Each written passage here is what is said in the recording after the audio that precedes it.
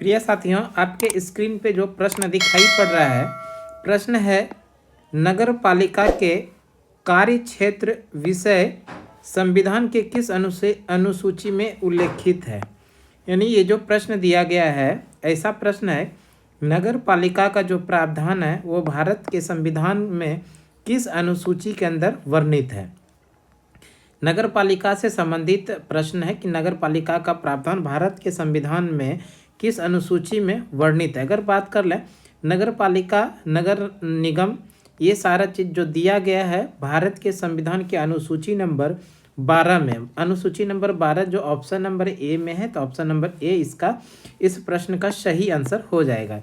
इसके अलावा अगर हम लोग इसको पढ़ें, अनुसूची नंबर 12, अनुसूची नंबर 12 के अंदर नगर निगम यानी नगर पालिका से संबंधित है, जिसको कि भारतीय संविधान के अंदर संविधान संशोधन 74 संविधान संशोधन के द्वारा जो 1992 ईस्वी में जोड़ा गया। इस तरह से इसको भी ध्यान रखना है कि भारत के संविधान में अनुसूची नंबर 12 को कब जोड़ा गया है। 74वां संविधान संशोधन 1992 को इसको जोड़ा गया है, जिसके अंदर की नगर निगम यानी नगर कार्यपालिका का के बारे में इसमें चर्चा किया गया। इसमें अगर हम लोग बात कर लें कि अनुसूची 12 में कितने विषय को शामिल किया गया, तो इनके विषयों की संख्या है 18। उसी तरह अगर हम लोग बात कर लें भारत के संविधान की अनुसूची नंबर 10, जो कि आपके ऑप्शन में भी था, अनुसूची नंबर 10। अनुसूची नंबर 10 की बात करें तो भारत के संविधान में अनुसूची नंबर 10 में दल बदल कानून का प्रावधान है, और ये दल बदल जो कानून है ये विशेष तौर से सांसद और विधायक पर लागू होता है।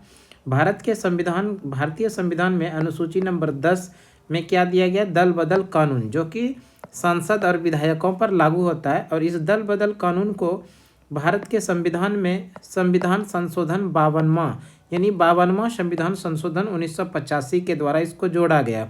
तो इस तरह से इसको भी ध्यान रखिएगा, 52वां संविधान संशोधन 1985 के द्वारा भारत के संविधान में अनुसूची नंबर 10 जोड़ा गया।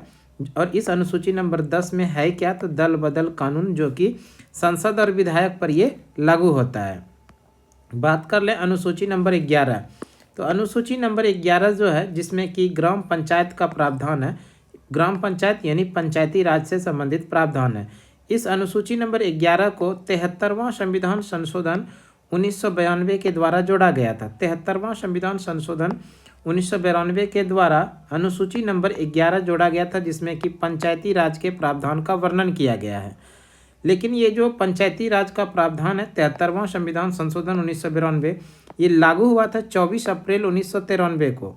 इसलिए प्रत्येक वर्ष भारत में 24 अप्रैल को पंचायती राज दिवस मनाया जाता है। ये भी ध्यान रखेंगे कि 24 अप्रैल को भारत में क्या मनाया जाता है, तो पंचायती राज दिवस प्रत्येक वर्ष मनाया जाता है 24 अप्रैल को। ये जो 73वां संविधान संशोधन 1992 में हुआ था, ये लागू हुआ था 24 अप्रैल 1993 को। इसलिए प्रत्येक वर्ष 24 अप्रैल को भारत में पंचायती राज दिवस के रूप में मनाया जाता है। इसके अलावा अगर एक्स्ट्रा फैक्ट हम लोग समझे, पंचायती राज दिवस, पंचायती राज भारत में 2 प्रश्न जरूर ध्यान रखेंगे। भारत में सर्वप्रथम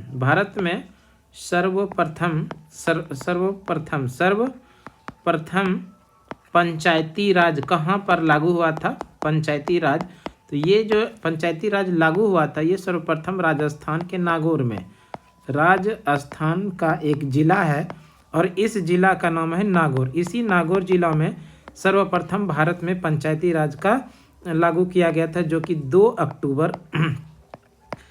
अक्टूबर 1959 ईस्वी को लागू किया गया था। और इसको उद्घाटन जो किया था वो तत्कालीन देश के प्रधानमंत्री जो थे पंडित जवाहरलाल नेहरू ने इसका उद्घाटन किया था। इसके साथ में एक प्रश्न और ध्यान रखिएगा कि भारत का पहला